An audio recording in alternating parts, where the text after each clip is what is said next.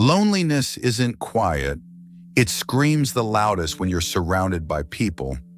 It's like standing in a stadium full of cheers and feeling like a ghost. We all know that weight, the silent anxiety, the smile that feels borrowed, the night where sleep won't come. And here's the contrarian truth. Even the Stoics, yes, the emperors, the philosophers, the warriors of resilience felt it too. And that's what you'll uncover now. 12 Stoic ways to face loneliness and depression. Not to erase them, but to transform them into fuel for clarity, strength, and even joy. So ask yourself, are you ready to stop running from silence and instead use it as your power? Then stay with me. Let's begin. Remedy 1. Move your body, move your mind. Ever noticed how your thoughts change the moment your body moves? It's not magic, it's biology. But to your spirit, it feels like a secret doorway out of heaviness. When you sit still too long, loneliness grows like dust in a locked room. But the moment you walk, stretch, or lift something, it's like opening the windows. The air shifts. Even 5 minutes of moving can whisper to your mind, you are not stuck. Think of your body as a river. If it flows, it clears itself. If it stands still, it grows dark and heavy. Depression loves still water. Movement breaks it. I used to laugh at this advice. I thought exercise was only for people chasing six-packs or medals. Meanwhile, I was stuck at a desk, scrolling, telling myself, I'll feel better after one more video, one more snack. Spoiler, it never worked. But one afternoon, I stepped out just to hang the laundry. Nothing dramatic, just a few shirts on a line. Yet as my arms stretched and my body moved, my thoughts loosened too. The weight of old worries slipped for a moment. I even caught myself whistling a tune, smiling for no reason at all. Moving your body doesn't mean running away from loneliness. It means walking straight into it, showing your mind you're still alive, still capable of action, still in control. So ask yourself right now, will you let your body become a prison or your ally? With every step you take, you're not escaping.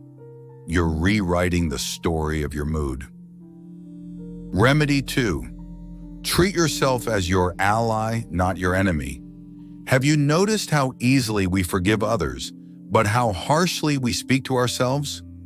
It's like carrying two voices inside, one that offers kindness to the world and another that lashes out at our own heart.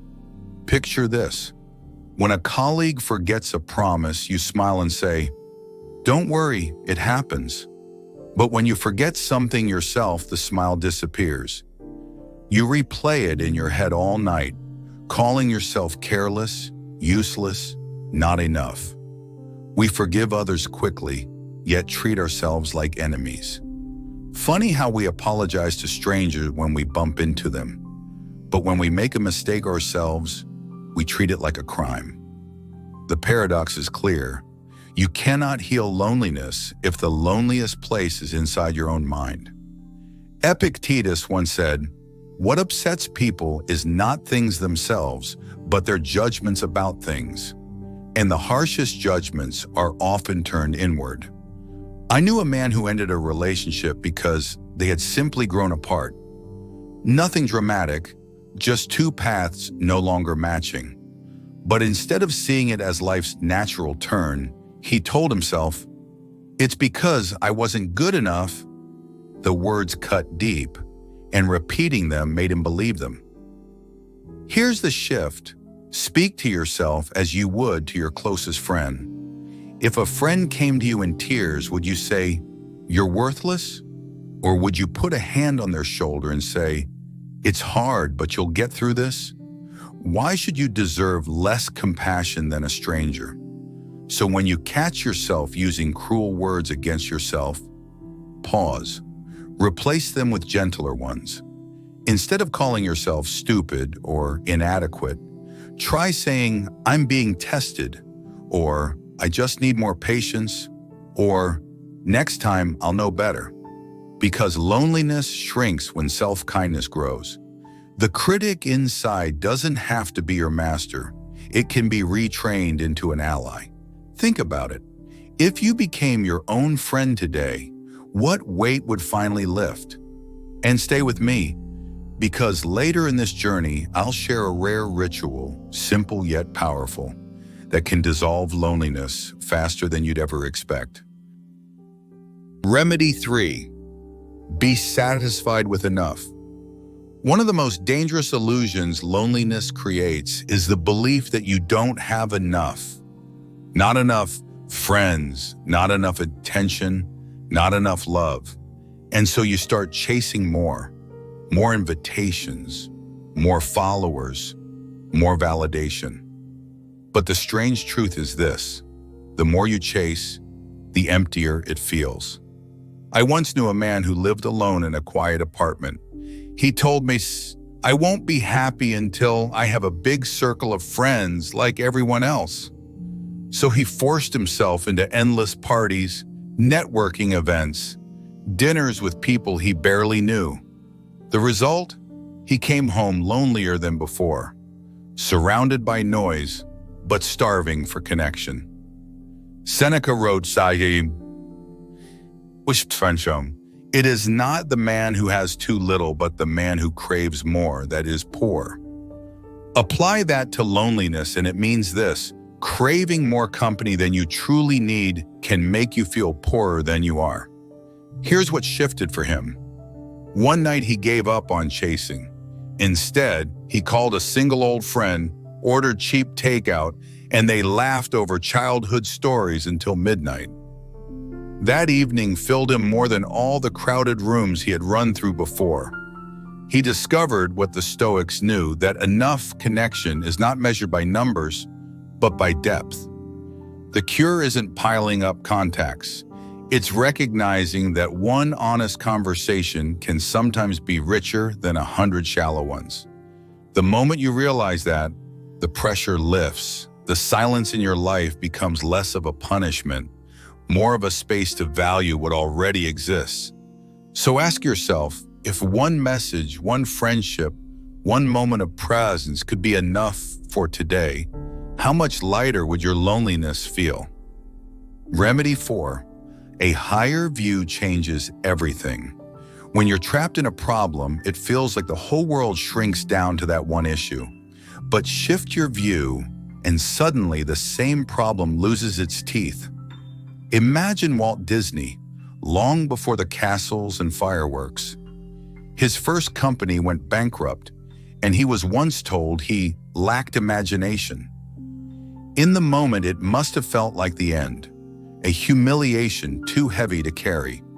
But from today's view, that failure was just a small bend in the road, a chapter that pushed him toward creating a world millions now dream inside. What feels enormous up close often shrinks when you take a step back. Marcus Aurelius once wrote, "Look at the stars often and remind yourself that running after fame, power, or anger is of little value." The man who ruled an empire trained himself to zoom out daily so his mind wouldn't be caged by petty quarrels. I remember a friend who obsessed for months over not getting promoted. He lost sleep, doubted his worth. Then his child got sick, and suddenly the promotion meant nothing compared to the joy of seeing that child recover. His perspective flipped overnight. What once seemed monumental was now tiny. Here's the irony: your suffering grows not from the size of the problem, but from the narrowness of your view. Widen it and the problem shrinks. So here's a small practice. Next time you feel trapped, pause. Ask yourself, will this still matter 5 years from now? Or even 5 months? Most of the time, the answer will bring relief. Because when you zoom out, you don't just see less of the problem. You see more of life. And life is always bigger than whatever hurts today. Remedy 5, struggle together, not alone. Think of a company team building day. Alone, climbing that rope wall or crossing a shaky bridge would feel terrifying. But with teammates shouting encouragement, laughing at slips, and pulling together, the fear turns into energy. The obstacle doesn't vanish. It simply changes flavor when it's shared. Pain isolates, but shared pain transforms. When you fight alone, every step feels heavier. But when you carry the weight side by side with someone else, and the same struggle becomes bearable, even meaningful. Loneliness feeds on the belief, I have to carry this myself. But the Stoics reminded us that humans are made for community.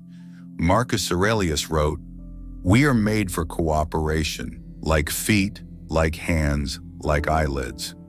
In other words, even nature designed us to function together. I knew a man who went through a painful divorce. He thought he had to be strong in silence, so he cut himself off from friends. The loneliness nearly broke him. Only when he joined a local support group did things change. Sitting in a circle of strangers, he realized they are carrying the same scars. Sharing his story didn't erase the pain, but it dissolved the feeling of being uniquely cursed. Suffering doesn't multiply when shared, it divides. One voice saying, "Me too," can turn despair into resilience. So when you feel the darkness pressing in, don't withdraw. Reach for someone.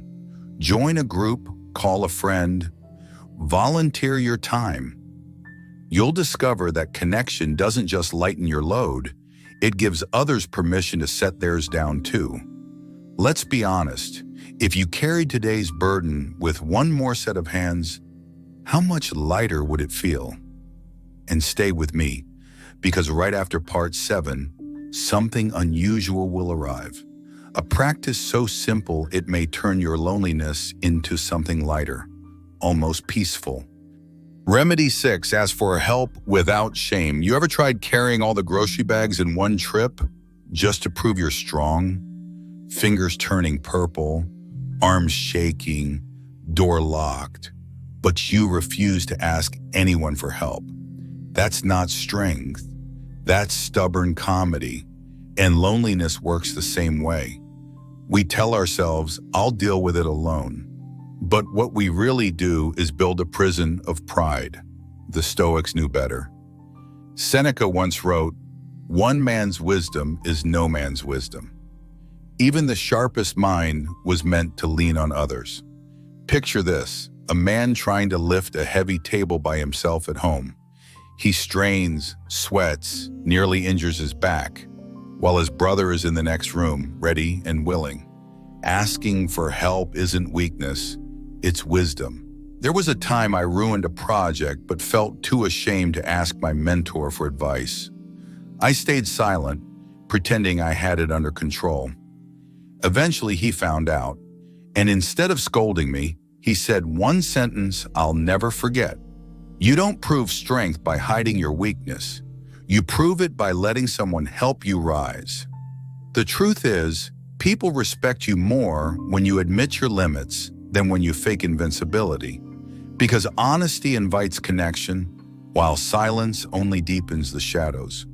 So the next time you feel buried, ask yourself this: would you rather collapse under the weight or stand with others lifting beside you? Remedy 7, stay on your own path. Have you ever heard the saying, successful people walk their own path? It sounds simple, but living it is hard because it's so easy to lose yourself in the noise of other people's lives. Your friend buys a new car, suddenly you want one. A couple you know posts vacation photos, suddenly your relationship feels flat. We don't even live our own story anymore. We rent someone else's script. Here's the trap. Comparison doesn't only breed envy, it breeds loneliness. Because the more you stare at other people's paths, the less connected you feel to your own. Seneca spoke of euthymia, The discipline of focusing on one's journey without being pulled by the crossroads of others. It's a lesson our age needs more than ever. When scrolling through your phone can feel like scrolling through a hall of mirrors, each one showing you what you lack. When I think of this, I remember Elena. We've been together for years, but I still haven't proposed. Part of me worried. Everyone around us is moving faster. Marriages, children, houses. I feared she might feel left behind. But Elena, with that calm smile of hers, once told me, "We're not racing their race. We're building what's ours." That one sentence lifted a weight I didn't know I was carrying. Getting sidetracked feels harmless, but it quietly drains your joy. A wrong step on your own path can always be corrected. But if you never walk your own path, you lose the chance to live it at all. So try this simple practice. Once a week, unplug from comparison. Close the apps, step away from the gossip, and write one page about what you want, not what the world is shouting. Because the moment you stop measuring yourself against others, you discover a freedom that feels rare today. The freedom to belong fully to your own life. And once you've reclaimed that freedom, the next step is to anchor it with a simple ritual. Something unusual you can try for yourself. As I promised, here's something special. Not theory, not a quote, but a small ritual you can try tomorrow morning. Simple, free, and strangely powerful. At dawn, step outside barefoot, onto grass, sand, or even the cool stone near your doorway. Feel the ground press against your skin. Take 3 deep breaths, slow, steady, filling your lungs. And as you breathe, whisper one short line to yourself, like a mantra. I am not alone. The earth and I breathe as one. It sounds almost too simple, but the moment your feet touch the earth, your mind wakes up differently. The chatter of yesterday softens. The loneliness feels less sharp, as if the world itself is reminding you, you belong here. When you arise in the morning, think of what a privilege it is to be alive, to breathe, to think, to enjoy, to love. So try it. Tomorrow at dawn, before the world wakes, step out barefoot. Breathe, speak your line. Let the earth remind you that loneliness is not forever. It's just a passing cloud over a sky that is still yours. If you're going to try this tomorrow, share this video with someone who might need the same reminder. Remedy 8. Remember, nothing lasts forever. One of the deepest roots of loneliness is the belief that this will never end. But nothing in life is permanent. Not joy, not pain, not even the sharpest shadow in your heart. Think of children at home. The nights of sleepless crying feel endless for young parents, until suddenly years pass and they find themselves missing those cries. What felt eternal was only a season. The same is true for your sorrow. Marcus Aurelius reminded himself, all is ephemeral, both memory and the object of memory. Even the glory of an emperor was destined to fade. So how can we expect our private pains to stay forever? I once knew a woman who carried guilt after her mother passed away. For years, she thought the ache would never soften. And yet, with time, the edges dulled. She still remembered with love, but the crushing weight turned into quiet gratitude for the years they had. Even the lives of stars remind us nothing is fixed. Robert Downey Jr. once lost everything, his career, his freedom, even hope. But with time and perseverance, he rose again, and the world came to know him as Iron Man, the unshakable hero of Marvel.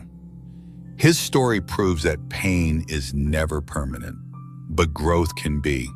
And admit it, we all love a comeback story, maybe because deep down we want our own.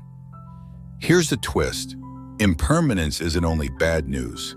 It means your sadness cannot chain you forever. But it also means your moments of peace and laughter are treasures to be held, because they too will pass. Loneliness is like a cloud. It seems endless when you stand beneath it, but from above, it is small and drifting. If you wait, the sky clears, and you realize the storm was never the whole story. Whisper to yourself, "This pain is temporary, but my strength is not." Remedy 9. Turn adversity into your teacher. Here's a thing you might resist. The hardest days often teach you more than the easy ones ever could. Adversity feels like a thief. It steals your comfort, your plans, even your pride. But look closer and you'll see it's also a teacher, handing you lessons wrapped in pain. There's an old tale of a farmer. His horse ran away and people said, "What bad luck?" He answered, "Maybe." Days later, the horse returned with more horses. "What good luck?" they said. Again, he replied, "Maybe." Then his son broke his leg trying to ride one. "Terrible luck." "Maybe." Soon after, war came, and every able young man was taken, except his injured son. The lesson: what feels like misfortune or fortune in the moment is never the full story. Seneca once wrote, "Difficulties strengthen the mind as labor does the body." It's not about chasing hardship, but about refusing to waste it. Every obstacle carries a hidden workout for your resilience. I remember a man who lost his small business during a financial downturn. At first, he was consumed by shame, convinced his life was over. But forced into a different job, he stumbled into new skills and partnerships. Years later, he admitted, "If that business hadn't collapsed, I would never have found the career I love today." The ashes became the soil for something greater. Comfort rarely grows you. It's friction, failure, and frustration that carve depth into your character. Smooth seas don't make strong sailors, storms do.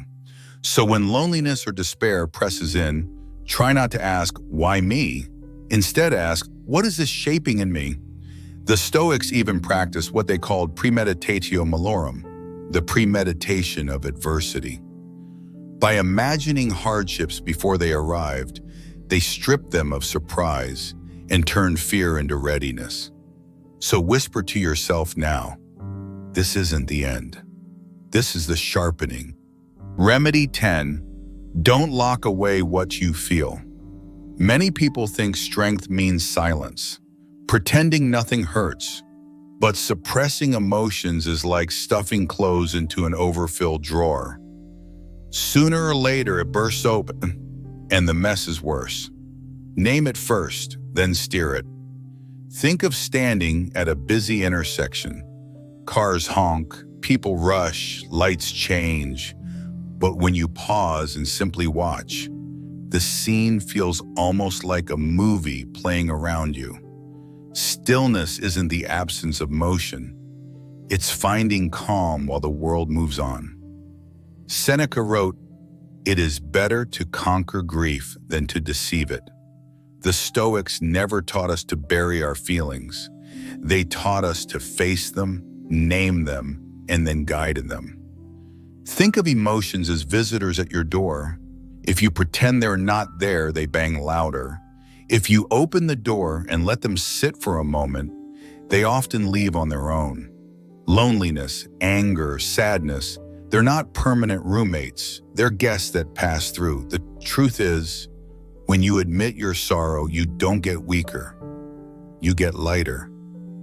Hiding it builds chains. Naming it breaks them. So next time those heavy emotions come knocking, don't push them away. Say to yourself, "I am feeling this, and that's normal. Soon I will steady myself again." Remedy 11. Seek stillness. The world never stops moving. News updates, messages, family demands, everything pulls for your attention. And yet the Stoics believe that peace isn't found in escaping the noise, but in carrying stillness within it. Think of sitting in a crowded cafe. Cups clatter, voices rise, chairs scrape the floor. But in the middle of it, You close your eyes for just one breath. For that brief moment, the chaos doesn't vanish, but it no longer owns you. You become the calm eye in the storm. Marcus Aurelius wrote, "Nowhere can man find a quieter or more untroubled retreat than in his own soul." His words remind us, you don't need to flee the world to find peace. You need only return to yourself. I once had a neighbor named Victor. Life weighed on him. Money worries, family stress, endless calls. But every evening I'd see him step outside with a cup of tea, sit on the front steps, and just watch the sky change color. No phone, no rush. 5 quiet minutes, that's all. And somehow he walked back inside lighter, calmer, as if those few minutes gave him back control. His little habit proves something. Stillness doesn't mean escaping life. It means choosing how to meet it. Stillness is not weakness, it's strength disguised as quiet. It's what lets you think clearly when others panic and stay gentle when others snap. So next time the world spins too fast, pause, breathe, and whisper, "I carry calm within me." Remedy 12. Accept things as they are. We spend so much of life wishing the story had turned out differently. If only I had chosen better. If only they had stayed. If only life had been kinder. But fighting with reality is like wrestling a river. You exhaust yourself, and the river still flows its own way. The Stoics called it amor fati, the love of fate. It doesn't mean enjoying every hardship. It means choosing to see even the unwanted as part of the path that shapes you. I remember a mother whose daughter was born with a health condition. At first, she wept every night, asking why life had been so cruel. But over time, she discovered something unexpected. Her daughter's laughter, her small victories, her courage. Those became treasures brighter than anything she had once wished for. The pain never fully vanished, but it transformed into a fierce kind of love. What looked like pure misfortune revealed itself as a deeper meaning she would never trade away. Marcus Aurelius wrote, "A blazing fire makes flame and brightness out of everything that is thrown into it." The meaning is clear. Whatever life throws at you, loss, change, even heartbreak, can become fuel for your growth. So when loneliness arrives, don't ask life to erase it. Accept it as a guest passing through your story. Sometimes pain brings wisdom, endings bring beginnings, and silence brings clarity. Pause for a moment and talk to yourself. I don't need life to be different. I need to be present for the life I have. You've just walked through 12 Stoic remedies for loneliness and depression. Not tricks, not empty comfort, but ways to turn heaviness into strength. Remember, you're not broken. You are being shaped, and the same fire that tried to consume you can light your way ahead. And even when you feel most alone, you are not. With every breath, the earth is beside you. The ground beneath your feet, the air in your lungs, the sky above your head.